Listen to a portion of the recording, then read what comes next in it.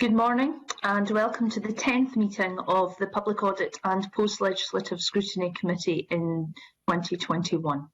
This is also the final scheduled meeting of the committee in session 5. Agenda item 1 is decision on taking business in private. I'm going to assume that everyone agrees unless a member waves to me to indicate otherwise. So does any member object to taking items 4, 5, 6 and 7 in private this morning? Okay, I'll take that as agreement. Thank you very much. Agenda item 2 is the Section 22 report on the 2019-20 audit of Scottish Water.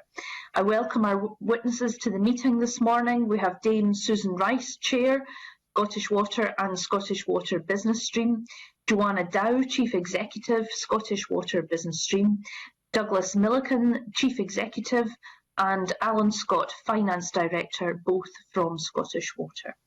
I understand that Dame Susan Rice will be making a brief opening statement.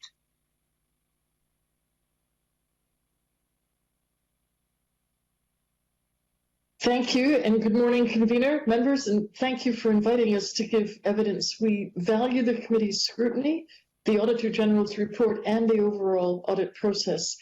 2020 and the full effects of COVID-19 were not something anyone could have fully envisaged or planned for, and this includes the Scottish Water Group. Within Scottish Water itself, our main focus has been to keep water and wastewater services flowing across the country for our customers and do that in a safe and compliant way to protect staff and customers. At the same time, we've also continued to deliver our crucial capital investment programme in line with all Scottish Government guidelines. Business Stream, which has also managed its operation activities well, acted quickly to go the extra mile to support its customers most affected by the pandemic. This help continues and will be required for many more months as the full economic effects continue to be felt. Business Stream believes it's imperative to do what it can to assist its hardest hit customers. As you'll know from the previous evidence session on 28th January, Business Stream is a company in the Scottish Water Group, but in regulatory terms, separate from Scottish Water. It provides water and wastewater services to businesses, public sector, and not-for-profit customers. It does this in the regulated, competitive, non-household retail markets in Scotland and England. It has its own board with independent directors, which I chair. It's funded and subject to Scottish Water Group governance through its immediate parent company, Scottish Water Business Stream Holdings.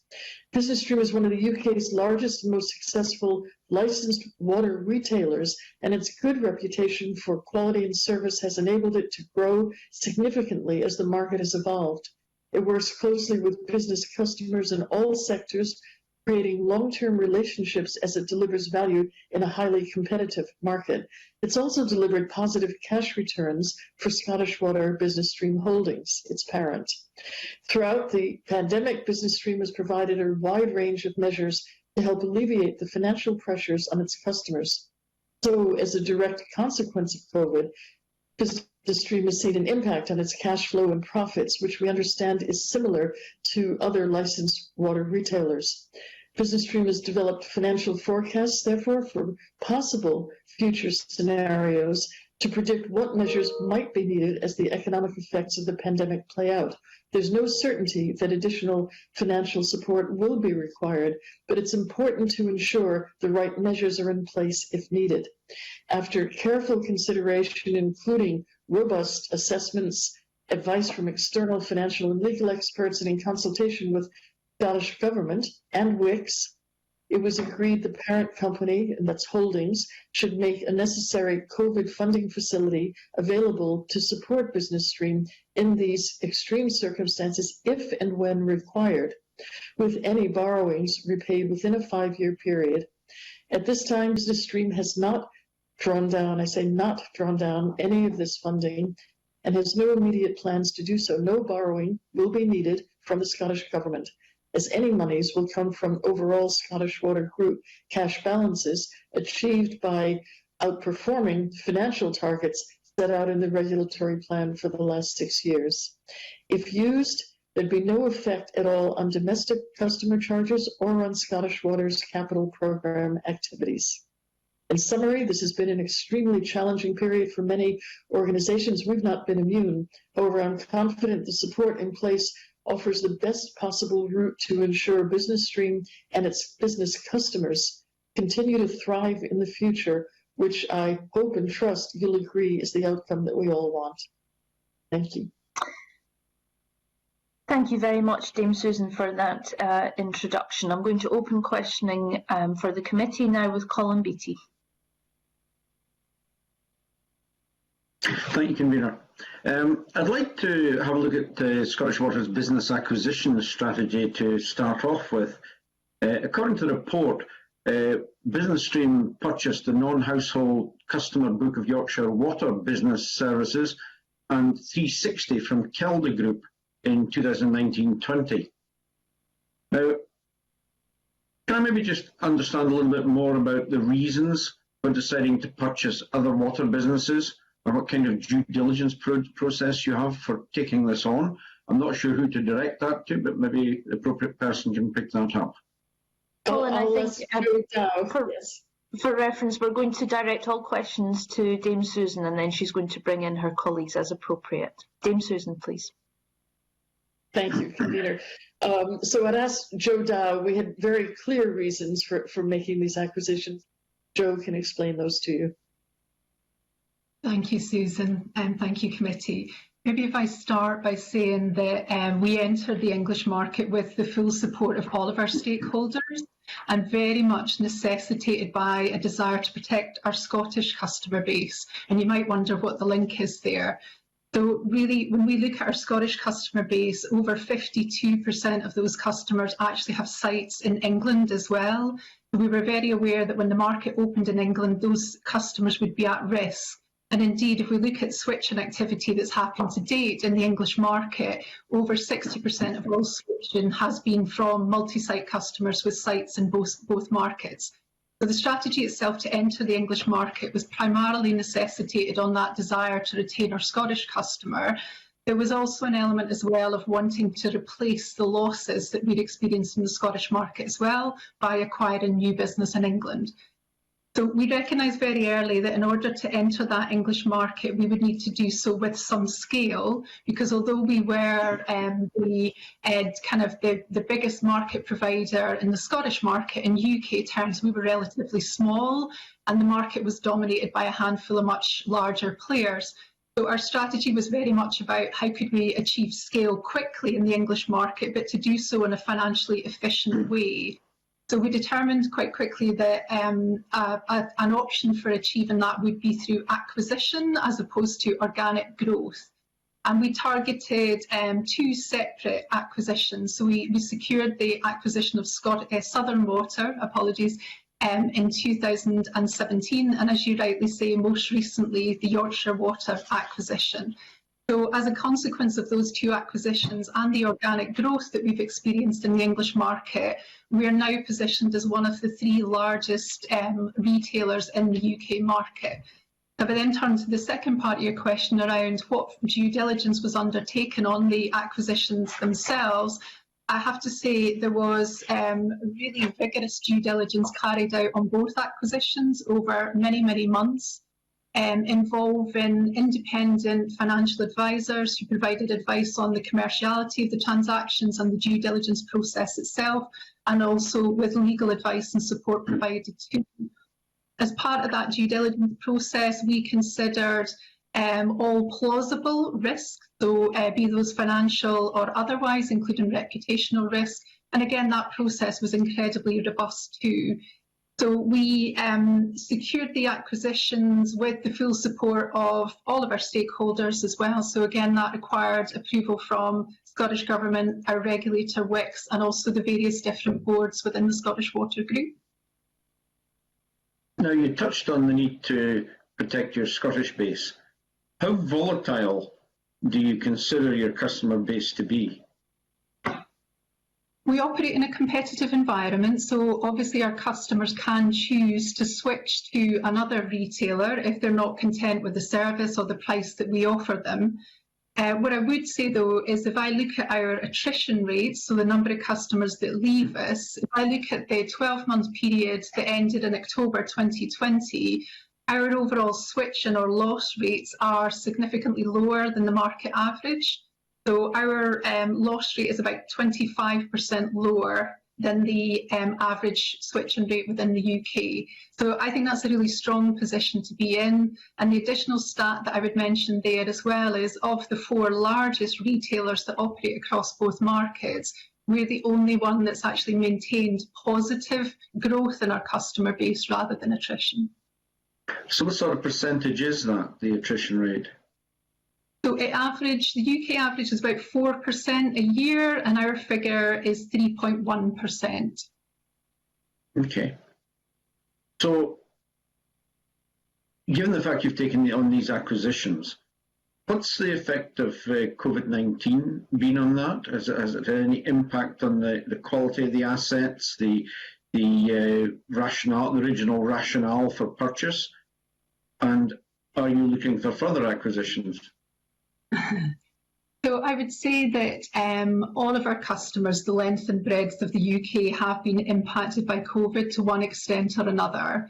The customers that we have that are most impacted is our SME customer base, so our smaller customers.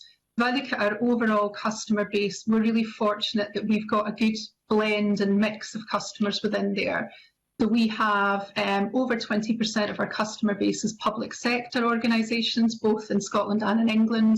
About another 20 or so % is large industrial and commercial key customers, and the rest are SMEs. If I look at what's happened across the UK, as I said, an awful lot of consistency in experience, particularly for those SME customers. They have, without a doubt, been worst impacted by COVID. So has that had an impact on the acquisition value? I would say no. The impact that we've experienced financially has been felt across all of those customer bases, but to different degrees, I have to say, driven in part by the different regulatory approaches adopted between the two markets. So I don't think having the acquisitions has worsened our financial position, indeed quite the opposite. As I said, the whole market entry strategy was predicated on protecting our Scottish customer base. And if we hadn't done so, I have no doubt that our financial position pre-COVID would have been significantly worse than it is at the moment. If I turn to your final point of your question there around future acquisitions, at this point in time, we have no immediate future plans for further acquisitions.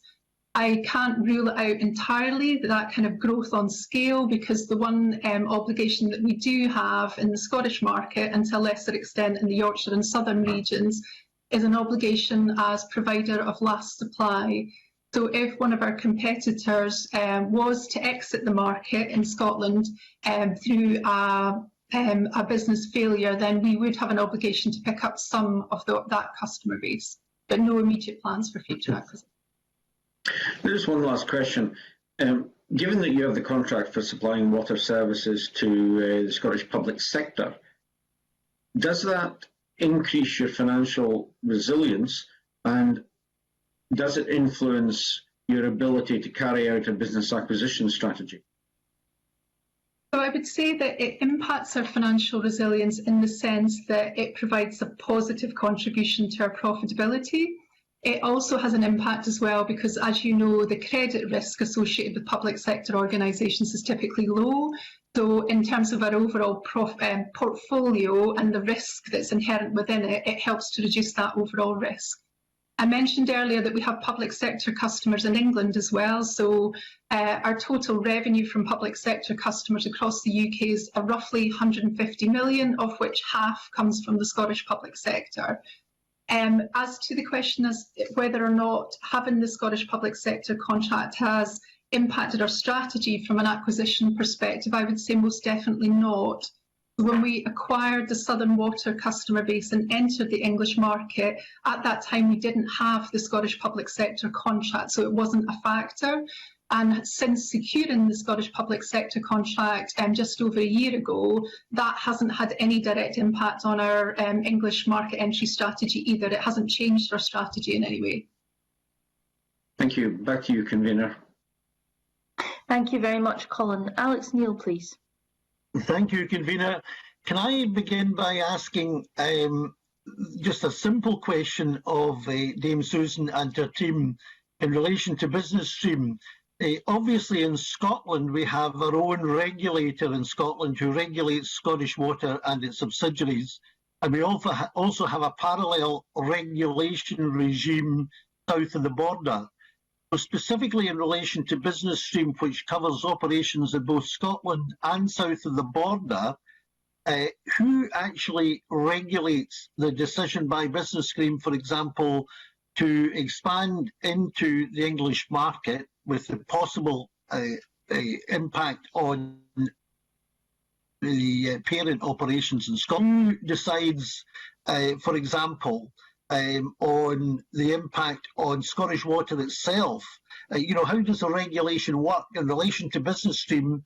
Obviously, its operations in Scotland are controlled by the regulator in Scotland, but what's the interplay between the regulators north and south of the border as far as Business Stream is concerned?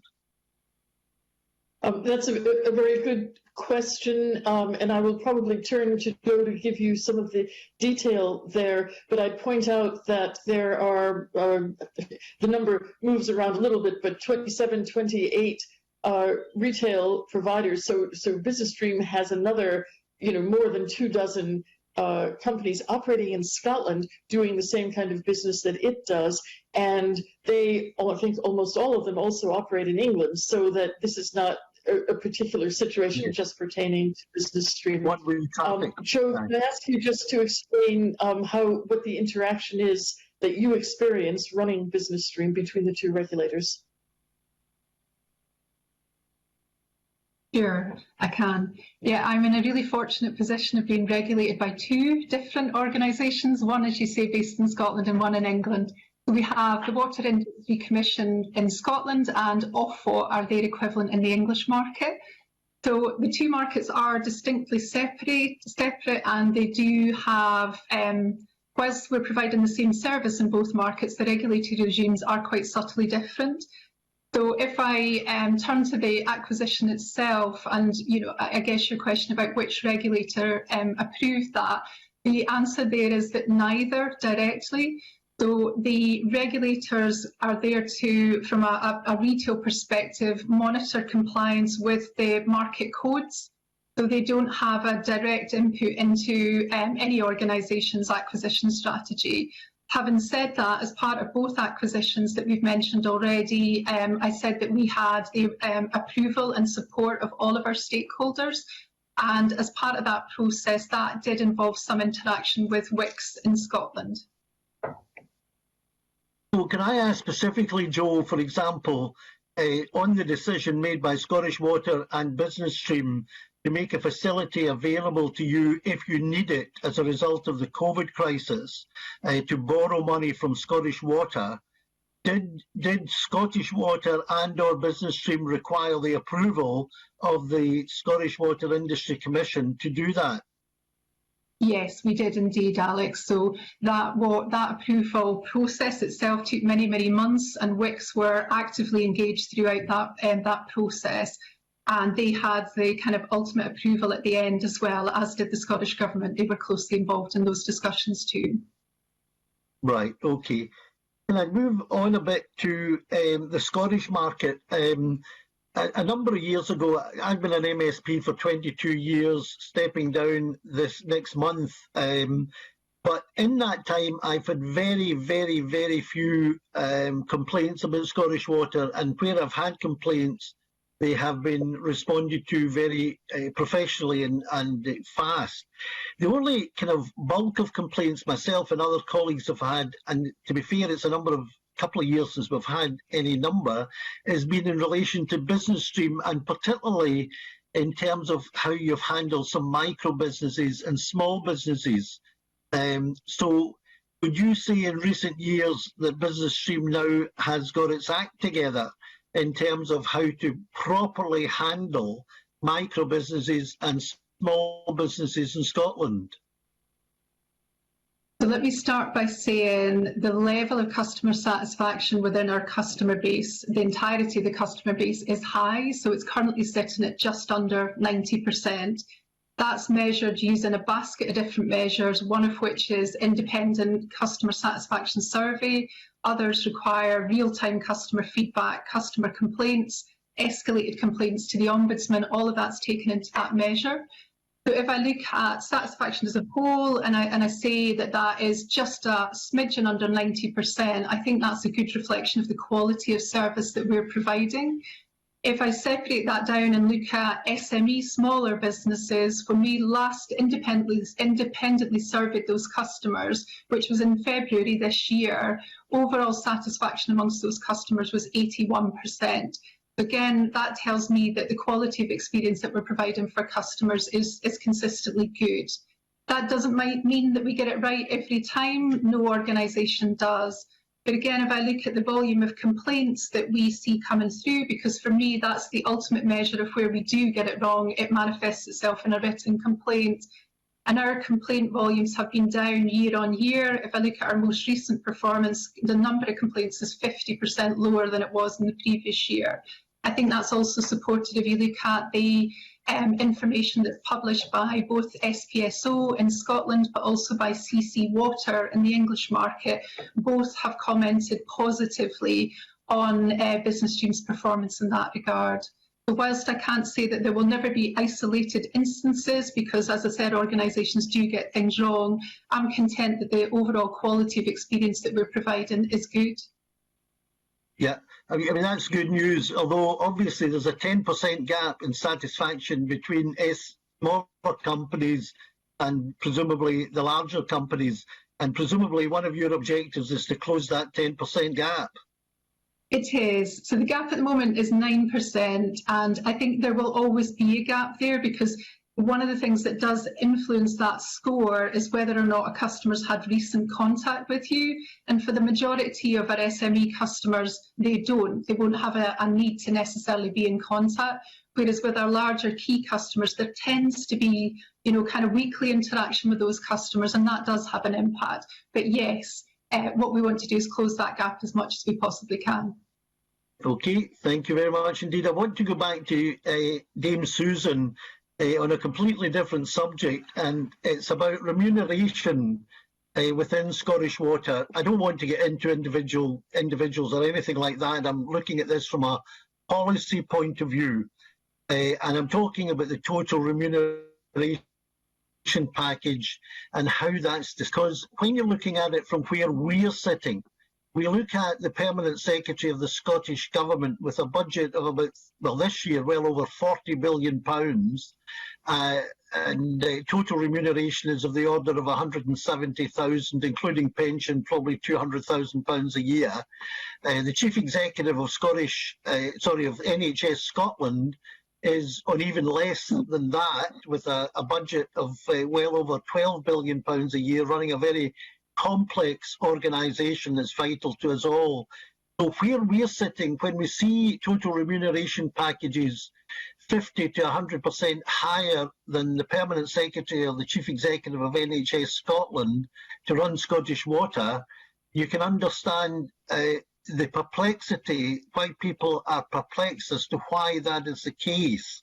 So Susan, could you explain the justification for that, please?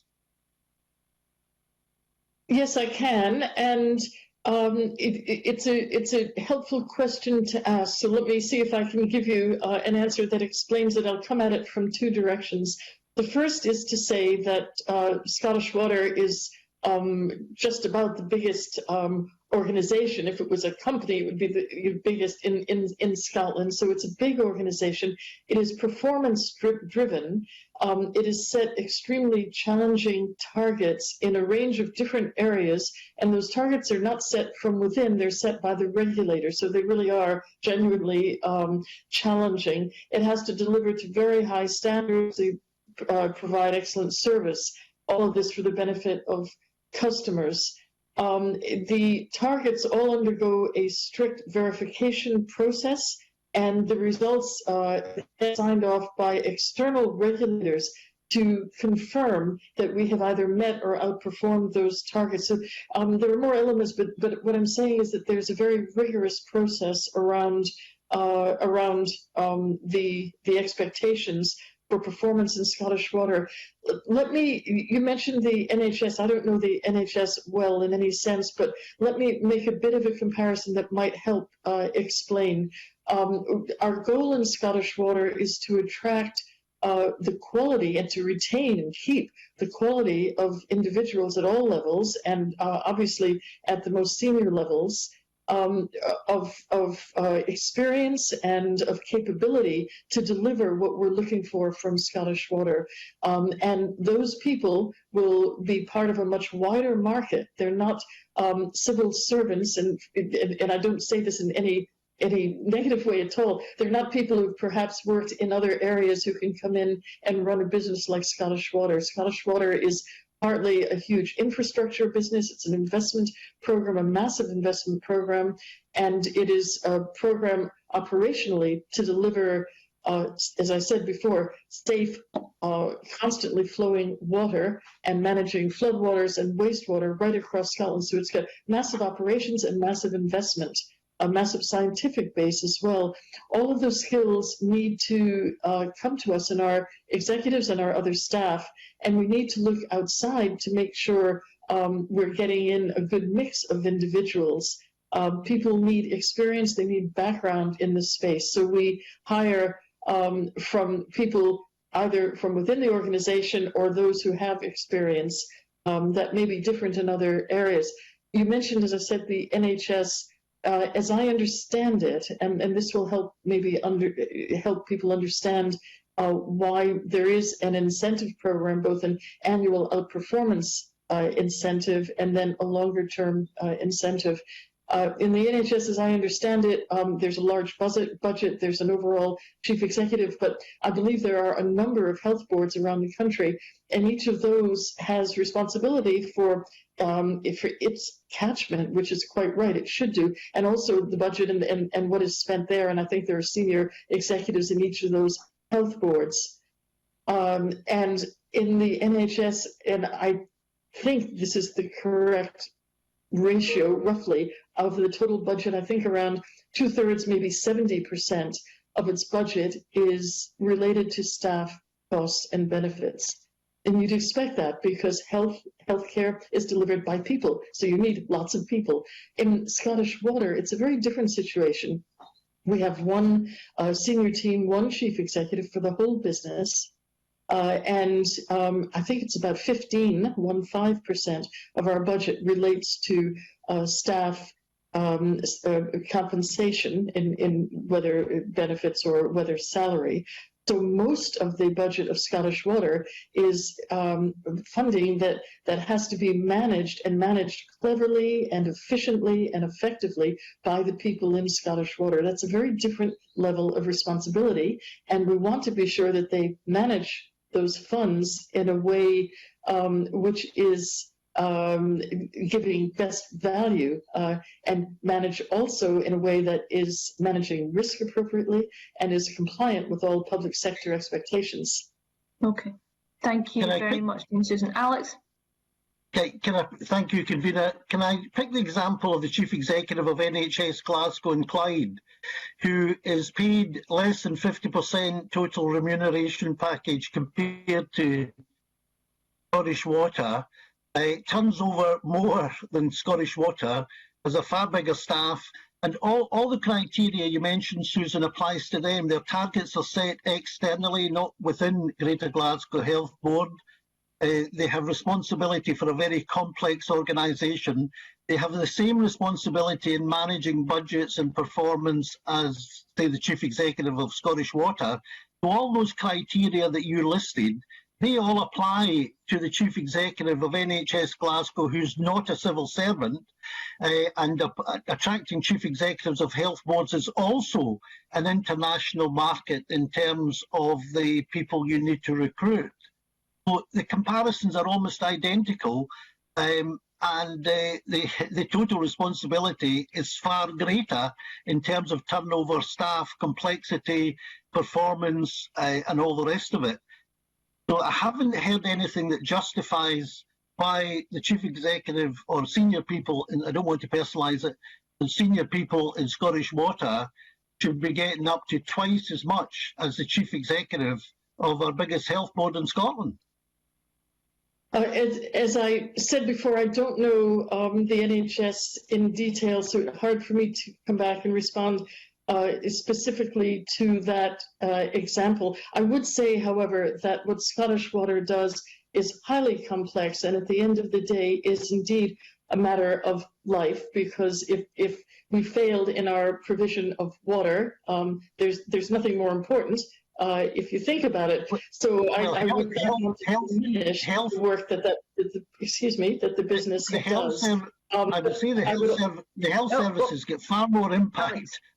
Alex, with all due respect, the health services get far more impact on people's life and lifespans than Scottish Water.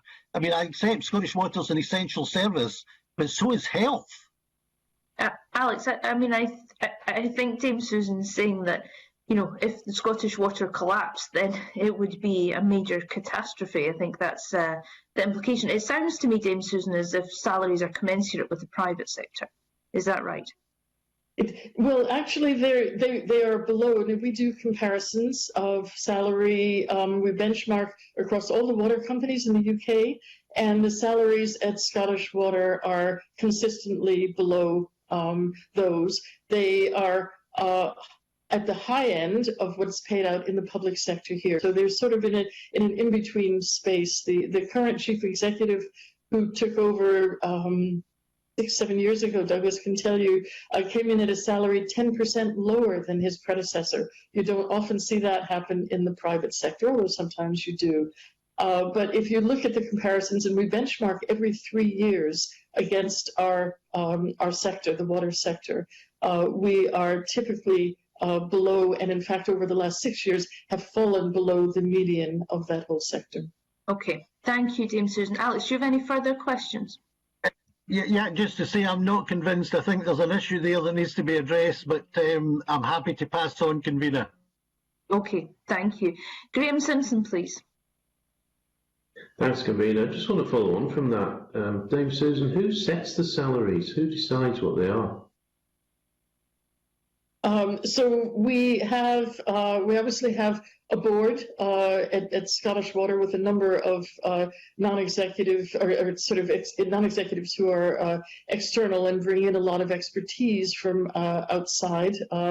We have a remuneration committee. We follow what is considered best corporate practice in terms of the remuneration committee having members who are only non-executives, chaired by a very able and experienced person. We also have one non-executive director who has a very specific remit, which is to have an understanding of the needs and requirements of the people, the staff, the colleagues within Scottish Water. So someone with a very specific sort of people and staff focus with all the things that goes with that. He also sits on the remuneration committee. The remuneration committee considers comparisons, considers public pay. Above all, it does something which is very much best practice. It looks at increases being given right across the public sector, what the rest of the staff in Scottish Water will receive by way of an annual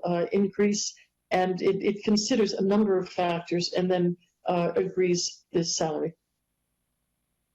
Okay, I'll move on to another subject. You mentioned earlier about the infrastructure investment programme. I just wonder if you can tell us a little bit about that, what the progress is with it, and has there been any impact from COVID? Very important question, and there has been a little impact because the construction industry couldn't operate for several months early on. But let me ask Douglas Milliken to give you an answer to that question. Douglas Milliken. Thank you. Good morning to you all. So we're literally in the last couple of weeks of what is a 6-year period of investment. So effectively at the time that the pandemic struck, we were 5 years into a 6-year programme. And at that stage, it'd be fair to say that when you look at the programme overall, we were running ahead of schedule. Now, clearly, we then hit a hiatus where we had to close down all construction sites for 3 to 4 months in the spring of last year as COVID hit us all. We then remobilised the programme through the summer, and sitting here at the moment, you can fairly say, looking right across the 6 years, that broadly the programme is on track. Okay, thanks, Douglas. I just wonder if you could kind of summarise what the investment programme is. Is it? I mean, I guess as a layman, you're replacing pipes and stuff like that.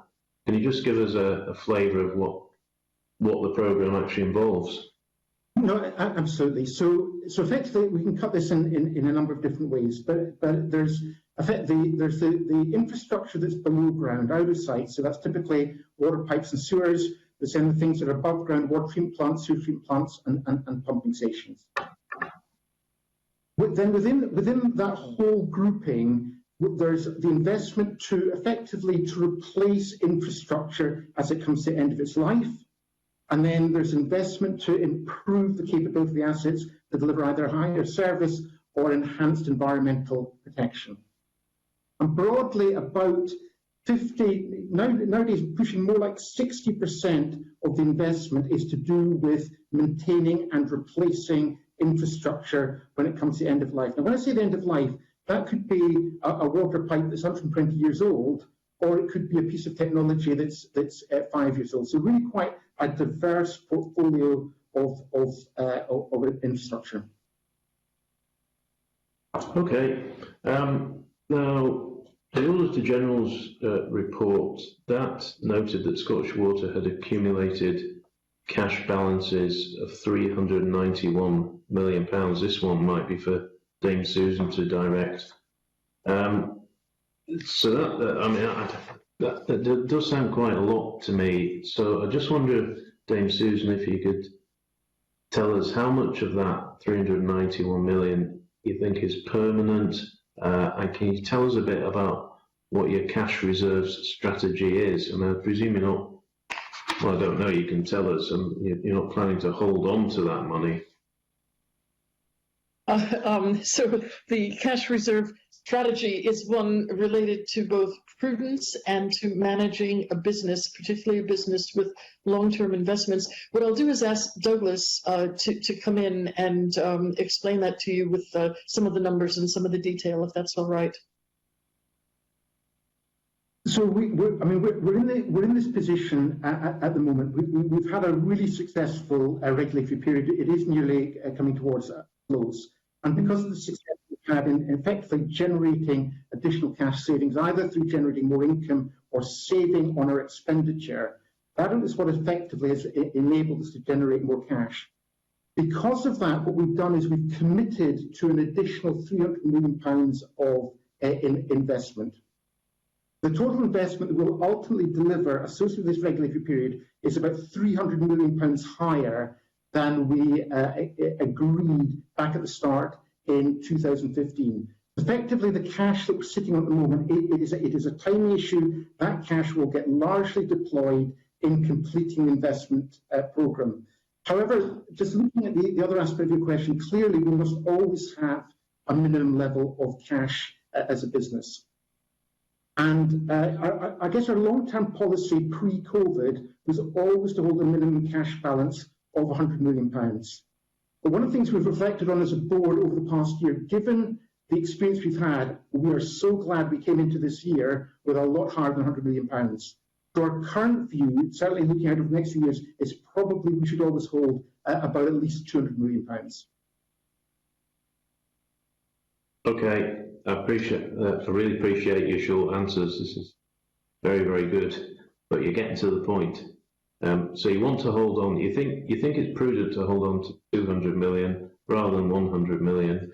The 391 million that you had at end of March 2020, you are committing to infrastructure. Is I think what you've said. Is that correct?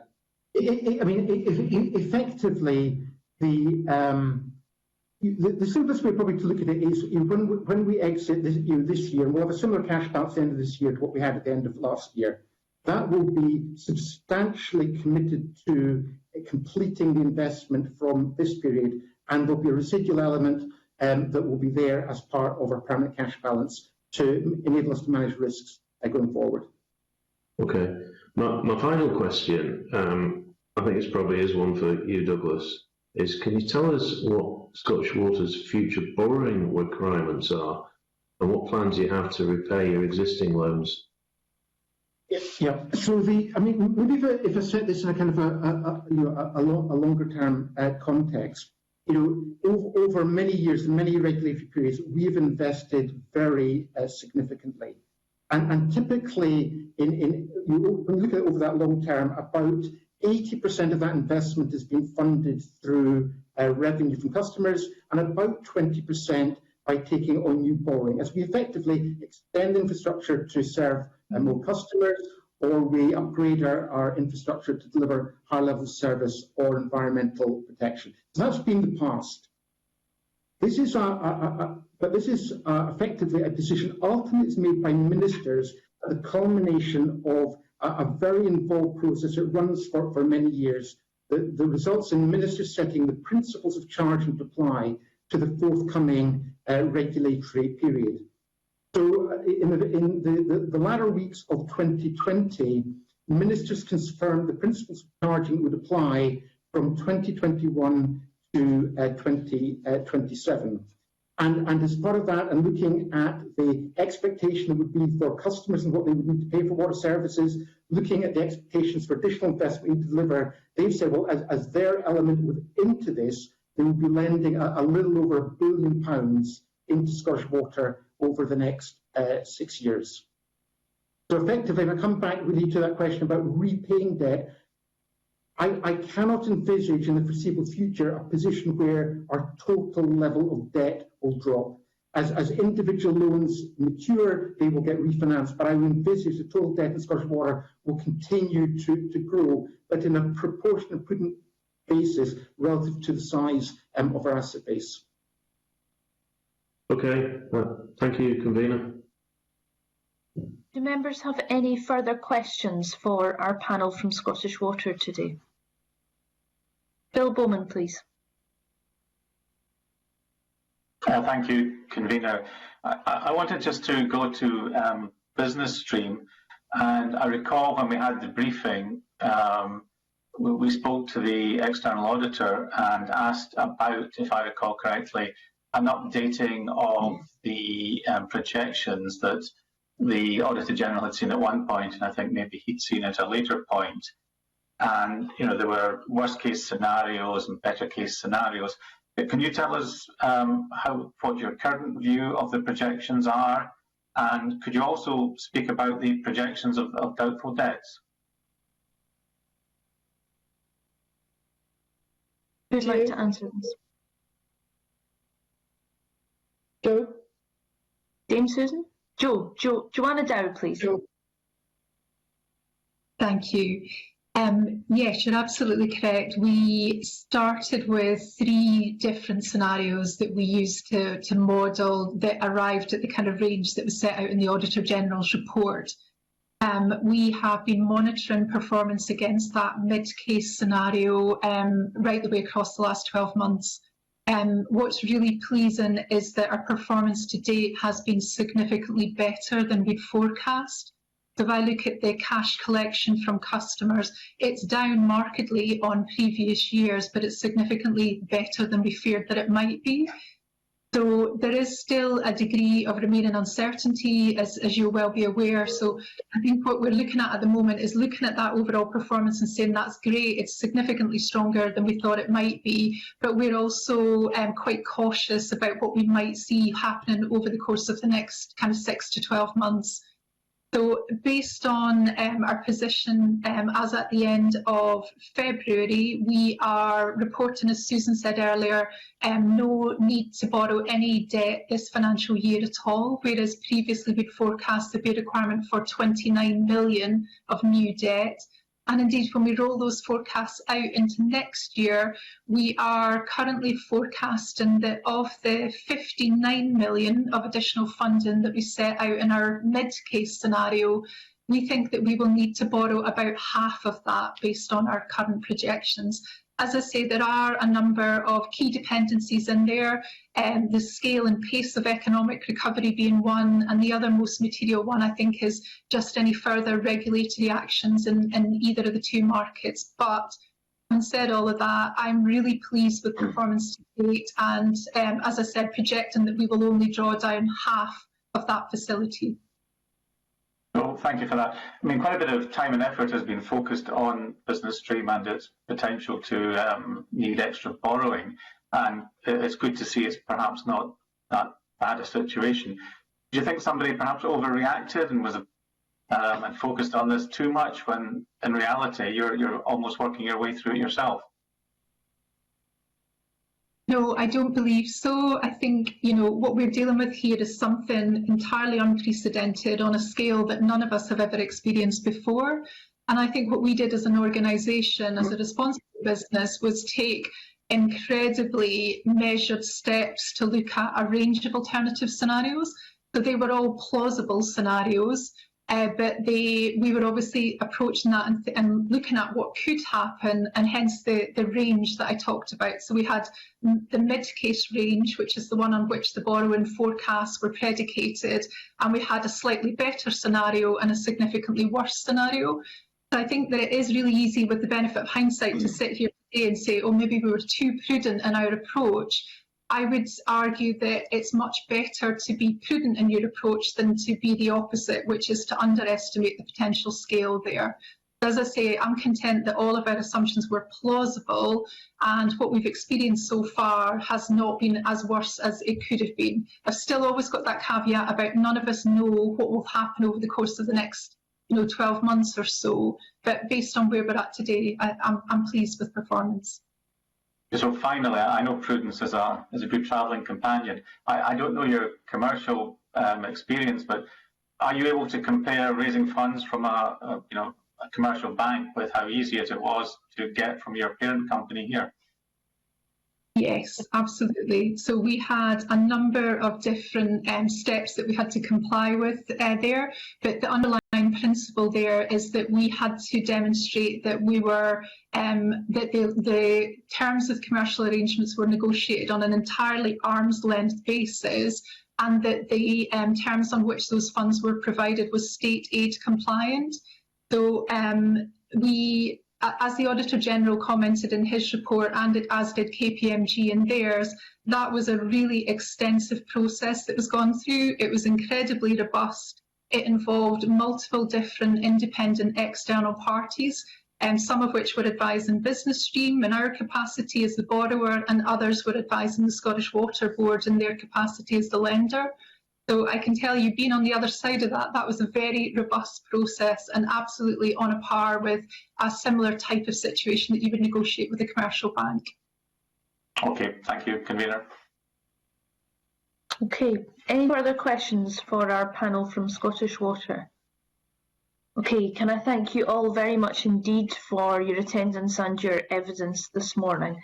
I am now going to suspend the committee until 9:50 to allow for a change of witnesses. Thank you very much.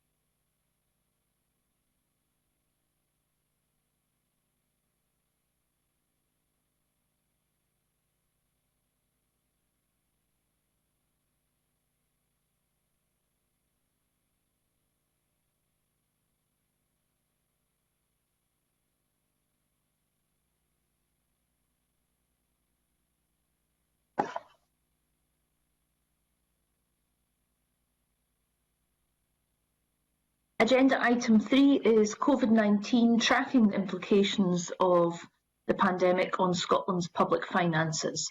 Can I welcome our witnesses to the meeting today? Liz Ditchburn, Director General Economy, Jackie McAllister, Chief Financial Officer, Richard McCallum, Interim Director of Health, Finance and Governance, and Andrew Watson, Director of Budget and Public Spending, all from the Scottish Government. I understand that witnesses are content to move straight to questions from members, and I would be grateful if witnesses could indicate who would be best placed to respond to each question from the members. I'm going to start with Colin Beattie, please. Thank you, Convener. I would just like to ask one or two questions about contingency planning. Obviously, hopefully we're going to be coming out of COVID-19, the pandemic, in the near future. How has financial contingency planning been undertaken during the pandemic? Because managing our way out of it is just as important as coping with it at the moment. So what has been the contingency planning that's been undertaken?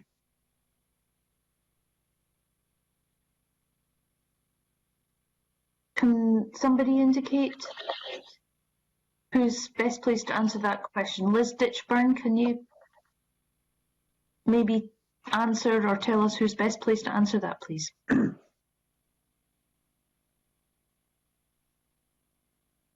Yes, so thanks, Convener. Sorry, I think I'd like to ask, I think because the question is very much about money, it would be good to hear from Jackie or Andrew around sort of how we're building in the medium-term financial planning to understand what the needs are going forwards against the requirements of the pandemic. So I think that would be one probably for Andrew Watson. Andrew Watson, please. Thanks. I'm happy to start on that question. So I think the question related a little bit there to the current financial year, but actually, I think as Liz was saying, we're looking very much ahead into the 21-22 financial year, and of course beyond that as well. So a couple of observations perhaps. So firstly, we've built into the 21-22 budget that Parliament's just agreed around 3.6 billion of COVID consequentials spread across portfolios, notably in the areas of health, business support and transport, but more generally as well. So the combination of that, coupled with an overall increase in our core funding, means that we have included increases to the majority of the key budgets going into next year. So quite a strong position to start from. However, as the committee will be aware, there's a significant difference between the level of COVID funding that's been in the budget this year and the level of COVID funding that's in the budget next year. So whilst we believe we've allocated as best we can, we would recognise that there's pressures across public services going forward. Scottish Government's made representations to the UK Government about that in terms of the overall level of grant funding that might be available next year, but at the moment we've allocated the budget that's available to us. I think one of the key points going forward is going to be the way in which we mobilise all of our resources in response to COVID. So the purposes of the current financial year, there's been quite a focus on specific COVID funding, whereas actually the challenge for us going forward is how all of our programmes contribute to the recovery. I think I'd also point to our medium-term financial strategy. So despite the high degree of uncertainty that faces us going forward, the Scottish Government took the decision that we should set out some medium-term financial planning alongside the budget. So clearly the committee took evidence recently on our infrastructure investment pipeline. We've set out a 5-year plan for that. And in the medium-term financial strategy, we set out the fiscal outlook for Scotland and a run of numbers around the budget position there. So we are trying to set out that overall framework as best we can. I think a final comment, Ms Forbes made this observation in the budget bill, is that actually our budgets may change going forward. So we're working very, very closely with delivery partners and with portfolios to explore the costs that might emerge over the year ahead. But the further out those forecasts go, the more uncertainty there is around precisely what will need to be spent. So I think the possibility of further changes happening in the budget over the course of 21-22 is fairly high. So we need to remain flexible and nimble around that as well. Hope that answers. Well, it does to a certain extent. It's still a little unclear what the actual contingency planning process is, what the financial contingency planning process is. Can I just ask, what you've mentioned one or two areas, but what are the main areas of when you're focusing on financial planning, contingency planning, and what risks have been identified, and how are you identifying these risks? You must have a process. Yeah, so I'm happy to start on that and bring other colleagues in a little. Richard may want to comment a little bit on how the health service is preparing for some of the significant issues in their area. Effectively, what we do over the course of this financial year, we have had detailed processes of engagement with all the portfolios in Scottish Government and key milestones along the course of the year, at which they'll give us their updated assessment of costs and risks. We're very much building that into the forward look for the budget next year. I think one of the key things we will need to do is move the money in step with the overall roadmap. So the First Minister clearly set out the latest thinking around the overall roadmap around coronavirus, and the money needs to very much follow that. So what we envisage is a kind of a financial roadmap over the year ahead with key milestones. We bring in the very latest forecasts from portfolios about the needs that they are identifying and some of the choices that brings for us.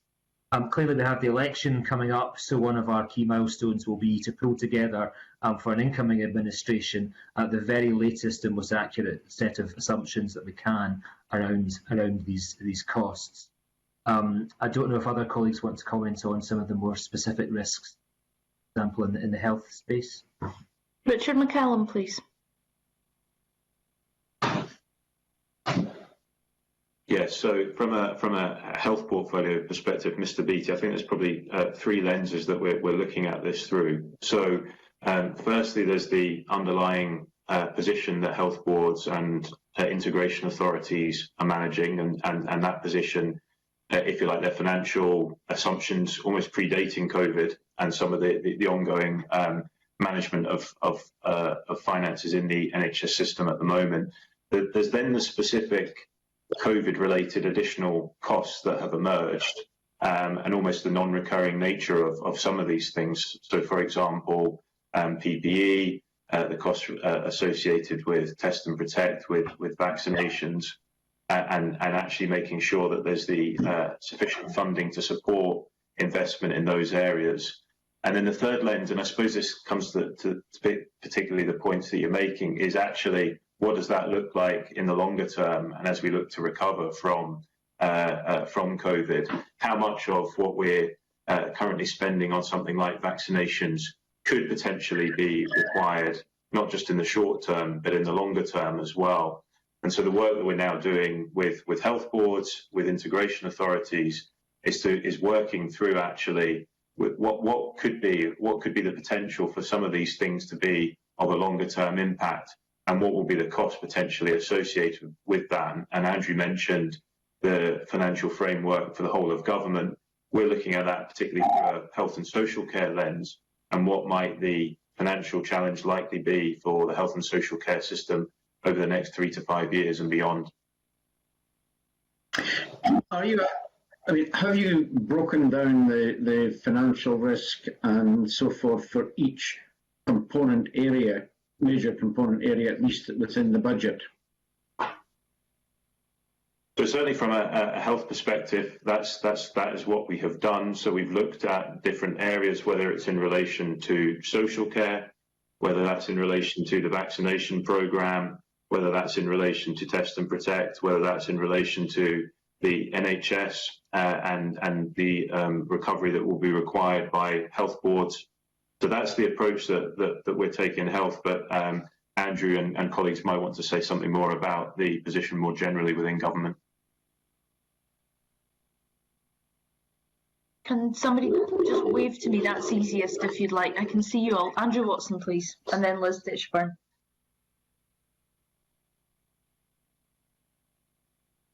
Thanks. So yes, I mean we have a detailed process of monthly forecasting across Scottish Government budgets, and clearly the emerging impacts of COVID will be a very key part of that.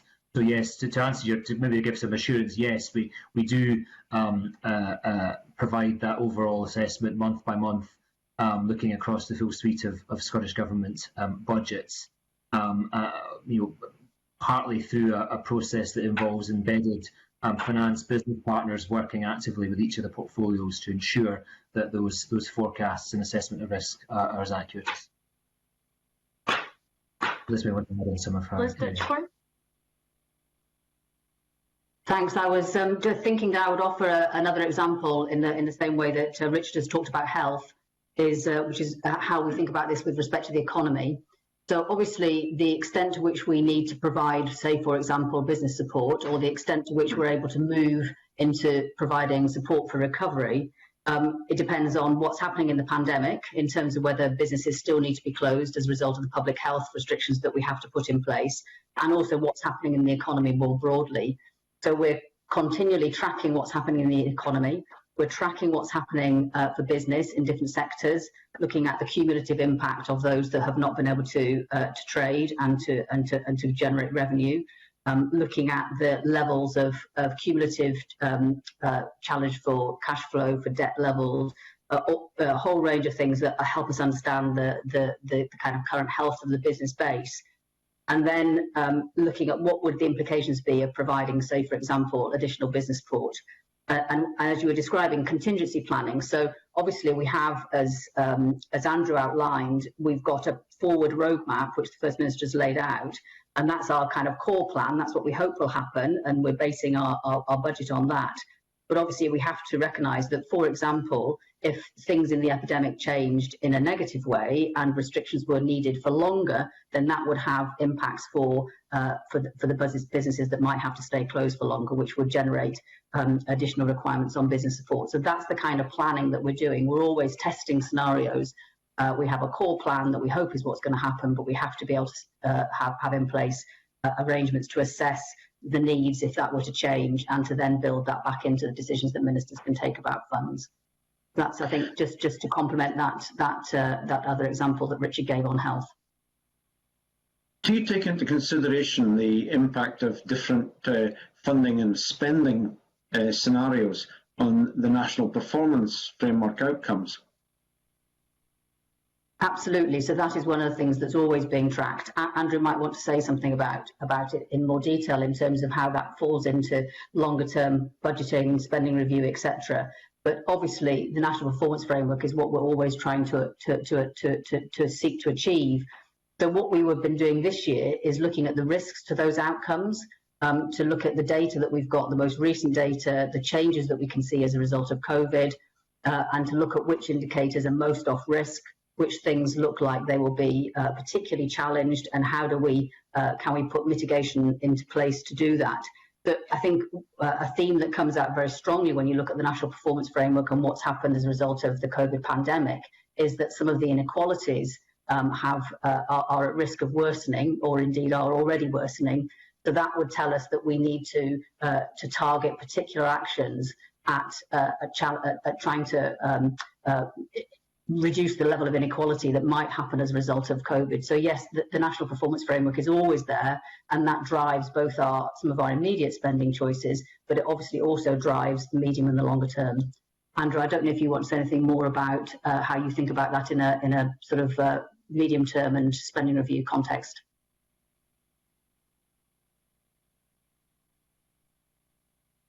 Thanks. Thanks, Liz. I really was going to make a very similar point to the one that Liz has just made, which is around the evidence emerging of the unequal impact in many ways of COVID on society and in terms of the outcomes. So that would be a key point going forward. I'm very conscious that there's an ongoing dialogue with Audit Scotland, for example, about how we can use the medium-term financial strategy and future budgets to set out a more direct line between the way in which budgets are allocated and the impact on the outcomes. So that's something that we'll certainly be prioritising going forward as we deliver future budgets and the next iteration of the medium-term strategy. Thank you. Back to you, Convener. Okay, thank you, Colin. Alex Neil, please. Oh, he's not there. Graham Simpson, please. Great. I'll step into Alex's shoes. I want to move off in a slightly different direction and just ask about the framework for investment in private companies. Because, as you all know, there's been a number of high-profile cases by BIFAM, Ferguson Marine, and Prestwick Airport, where the Scottish Government has put money into these companies, and it's effectively been lost. The massive amounts of taxpayers' money no longer with us, and no prospect of getting it back.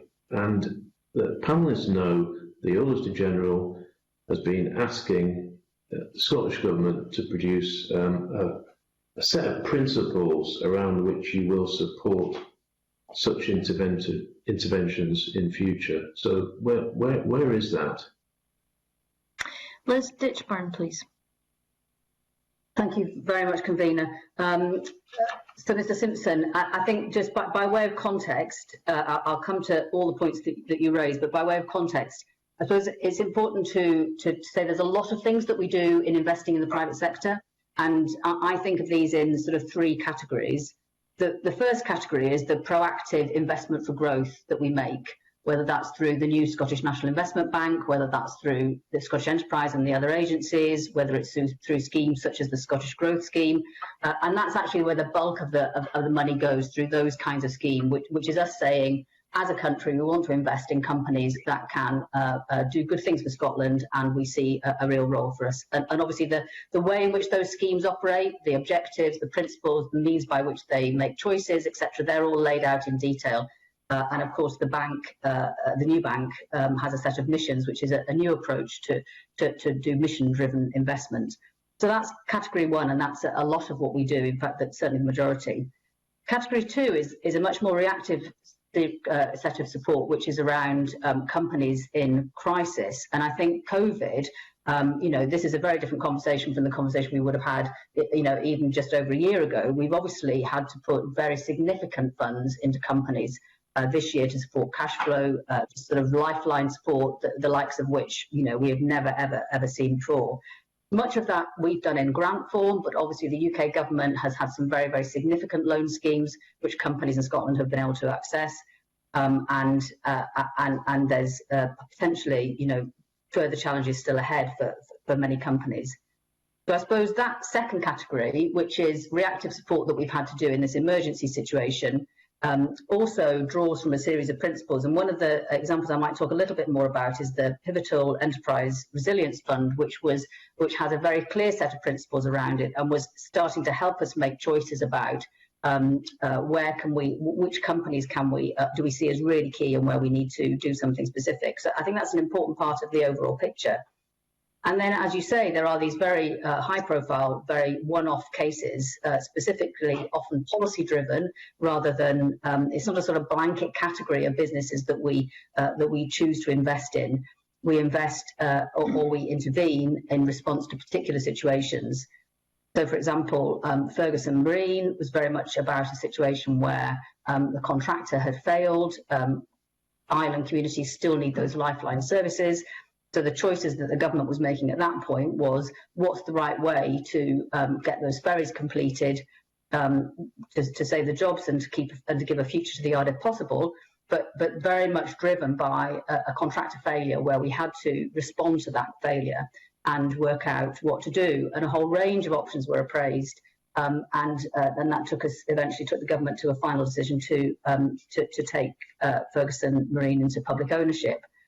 The BIFAB case is very different. Again, it was very much about how the overall market for renewables, the supply chain could continue to operate within Scotland, and it was a deal which was done to support the involvement of a new investor. And sadly, obviously, of course, as everyone knows, that has not worked out as hoped, and there's now an administration process going on. But again, very, very different case. The sale of Prestwick Airport, again, driven by very different things. Prestwick Airport, a very strategic asset for the whole of Scotland, and a strategy to take it into public ownership with a very clear intention to return it to the private sector. So these cases are all very different, and I think they're driven by very different things. They're not a sort of category of things that anybody decides to do for particular reasons, that for a blanket sort of set of reasons around private investment. So, and all of those one-off cases are driven by very extensive internal and external advice. Audit Scotland, I think, have been able to look at all of those transactions in detail, both around the time that they were happening, but also subsequently. And every single thing that we do is underpinned by the requirements of the Scottish Public Finance Manual. So the SPFM underpins all of that. Now, obviously, we've been in conversations with Audit Scotland and with the committee for some time around the way in which we can crystallise all of that into a sort of single framework. And I think I'll just give you maybe a bit of an update on that. And we've always believed and still believe that the Scottish Public Finance Manual is the thing which underpins everything. And over the last couple of years, there's been a lot more detailed guidance put into the SPFM to help people who are making decisions around, particularly around loans, equities and guarantees. And then the principles work that we've done in the context of COVID has, I think, added another dimension to the ways in which we can think about the choices that governments need to make. But what we are also doing, and I think, I would hope Audit Scotland would recognise that we're continually in dialogue with them on this and learning and drawing from experience and continuing to improve.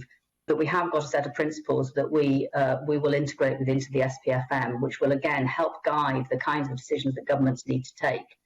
Now, I can say a bit more about the principles if you like, or maybe I should pause there and just check whether you want to come back to anything else I've said. Well, my question was, have you got a set of principles? So I think you're saying you have, but we haven't seen them. Are they going to be published? So they will be integrated within the SPFM. So we're just finalising the process of developing them, but I can talk to you in broad brush terms about what they are. So that I don't think they'll come as any surprise to you. They're the sorts of principles that you would, I hope, expect us to utilise. But as I say, they sit in this context where much of this is already expressed in the SPFM and in other documents. But the key things, I think, the key steps that we would expect people to go through, and that this will be in the principles, is first of all, we should always ask ourselves, has the company that we're considering, has it exhausted all other forms of support? That's a really important principle. We are in here as, assuming that options with the private sector, finance, capital markets have already been exhausted, that options for other forms of support, for example, some of the current use case schemes have already been exhausted, that options of other existing Scottish Government mechanisms or agencies have already been exhausted. So there's the first step is check, have all forms of other options been exhausted? Secondly, going through a very clear business case process. So we'll use the 5-case HMT business case, which works extraordinarily well. It's a very helpful set of things. We use it anyway, which is the strategic case, the economic case, the commercial case, the financial case, and the management case. I'm sure you're aware. And the strategic case is looking at what are we trying to achieve, what would be the purpose of intervening, what would the impacts be, economic and commercial cases, what's the risk of return, what would the market do, would the market operate in a similar way? Obviously, a whole set of detailed due diligence around financial and management in terms of what would be necessary to do this transaction, if it were a transaction, to do it successfully and to manage a stake if a stake were taken. I think it's also really important to remember that much of what we can do is not always financial support. There's always an assumption that we jump to financial support. We don't. We only get to financial support if all other forms have been exhausted. So, for example, governments do have convening power. We can bring parties together. We can try and broker commercial arrangements between parties rather than necessarily intervening ourselves. So all of these things have to be absolutely exhausted before we get to the point that we say this is the right thing for us to do. And then a very detailed process of due diligence, which is laid out in the SPFM. And obviously, as accountable officer, any deal that we do with the private sector needs to meet the accountable officer tests of regularity, propriety, and VFM. So that's all in play. Thank you very much, Liz. Graham, does that answer your question? I see. Yeah, I guess so. I suppose it's encouraging that this is being worked on.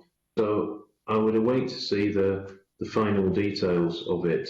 I think I've just got one more question, convener, if that's okay. Very much related to this, and it is: have you developed a database of companies that you think are strategically important to Scotland? So we are doing some work and have been over the course of the pandemic, and this informed some of the work on the Pivotal Enterprise Resilience Fund with Scottish Enterprise. And Scottish Enterprise have developed a database which does look at a whole range of companies, and it looks at things like who's sectorally important, who's important for exports, who's important for particular supply chain criticalities, which companies have particular local economic impact. So a company may not be of a scale nationally, which makes it critical, but it may be critical within a particular area because it's, for example, the biggest employer. So Scottish Enterprise is and it's still, this is a work, this is a sort of live thing, has this database which is putting together insight and intelligence from their own interactions with business, from the other enterprise agencies as well, and from Scottish Government. And that enables us to also do some interesting sort of modelling. So, for example, we can sort of run scenarios through it. So we were able to use it to assess the economic impacts on which kinds of firms that would happen as a result of EU exit. We've been able to look at what happens to particular kinds of firms with respect to the pandemic, and to cross-refer those as well. So we can see, for example, which firms are at most risk of multiple risks, and what might happen if those risks were realised. So it's very much a tool to help us kind of identify. It's not a sort of, it's not an algorithm. You don't sort of turn the handle and kind of get the answer out. But it's a database which enables us to understand and play around with that data, the core company base. Thank you very much, Liz. I'm going to move on now. Bill Bowman, please. Convener, I want to move to the subject of whole public sector accounts, which is one I'm hoping somebody is familiar with and can give us an answer. Now, at the end of session 4 of the last Parliament, our predecessor committee indicated in its legacy paper to this committee that it had received an undertaking that the Scottish Government would share proposals for progressing the Scottish consolidated accounts for the whole sector with the committee in the early part of 2016. Now, the Section 4 committee commented that, in its view, there was not yet a clear commitment to realising the Auditor General's recommendation for public sector consolidated accounts. Now, throughout this session, I think every year this committee, supported by the Auditor General, has raised with the Scottish Government the progress on Scottish or whole public sector accounts. I think I've asked the Permanent Secretary twice about this and been told that they were coming. And every year that they don't come, of course, the data from one year drops off. So can somebody, whichever one of you, explain why, as we reach the end of session 5, we still don't have whole public sector accounts, nor do we have a clear timetable as to when they will be produced? Thank you, Mr. Bowman. I will take that question. The Permanent Secretary wrote to the committee on the 19th of February to reiterate our commitment to whole of public sector accounts, and we are similarly very keen to progress that agenda. This is quite a significant exercise, and it isn't straightforward. It involves consolidating a number of organisations, some of which have different accounting standards. But despite that, progress has been made, and prior to the pandemic, draft 2017-18 statements were developed, and those were shared with Audit Scotland. We also made good progress on the 2018-19 equivalent, but unfortunately that had to be halted due to COVID and the conflicting priorities and pressures at that point. The process for the 2019-20 consolidated accounts didn't conclude until December 2020, and the whole of public sector accounts can't take place until after those accounts are done and complete and audited. So, unfortunately, the current context that we're in means that the 2021 accounts probably won't conclude until December 2021. So this is going to push back the process further. But we do want to make progress on where we have got to date. We also recognise that this is going to be iterative and it will develop over time. What we would like to do is we would like to look at that first level of aggregation, and possibly for the 2019-20 accounts fairly quickly. We are very keen to talk to Audit Scotland about what the process for that will look like, and we intend to do so in the coming weeks. As part of that, we also want to be clear with Audit Scotland on what the audit assurance is going to look like for these statements. Thank you. Well, I thank you for that, but this has been going on since 2015, and I can appreciate it if you're a CFO and somebody comes along and says, by the way, could you just do this extra work? Then the last thing that you'll be thankful for is that. So if you're going to do this seriously, you either have the resources or you bring them in to your own organisation, or you get a consultant or somebody to help you. And I think the whole committee has been frustrated by this because we get virtually the same comment each year, and now of course COVID is let's say it's a reason, and I wouldn't say it's an excuse for a delay. So are you actually able to say that these will be produced, and for which year will be the first year that they will be produced? So clearly one of the important factors in this is that the information is timely. So we would need to look at the value of producing information on years that are quite some distance away. So we will go back and we will look at that. But I can commit that we will actively look to do, as I say, this will be an iterative process. So we will be looking to consolidate on a fairly gradual basis. But I can commit to looking at doing a level of consolidation beyond what we currently have at the moment. In this financial year, yes. I don't actually take that as very comforting, to be honest, and I don't put it down to you, but that doesn't give me some comfort. And the other point that the Auditor General has made is that with the COVID funding arrangements getting more complex, and we know there are things outside the boundary, it becomes actually more essential. I think you used the word essential, and we have these sooner rather than later. I really don't understand why you can't just say, we will do it, and we will put the resources there wherever they come from to do it. So thank you for that, and that is definitely something that I will pick up with Audit Scotland and explore further. While the whole of public sector accounts are helpful and a helpful publication, I'm not entirely convinced at this stage that it would materially change the insight into COVID spend. One of the reasons for that is that these are aggregated accounts. So they provide less detail than would be in the individual entities' accounts themselves. And also, the nature of the consolidation means that the flows of funds between the Scottish Government and these entities would in effect be netted off. So you may lose some of that transparency. And the second point is the timeliness. And some of the, we would be relying on these entities producing their accounts. And as I say, for 2021, then we're expecting that to complete in December. So there is a timescale to this that perhaps may not be helpful. What I would flag, though, is the funding from COVID has been dispersed through numerous bodies, and some of that has been core funding, some of it has been through specific funds. But all of these bodies will have their annual accounts audited, the majority by Audit Scotland, some by the Accounts Commission. And the Auditor General himself has said that their audit work can follow the pandemic pound. So we should still be able to get comfort through that. Thank you. Well, okay, and in conclusion then, I am aware of the difference between aggregation and consolidation. But if timeliness is your argument, then I have a suspicion that this may never happen because it always seems to be coming afterwards.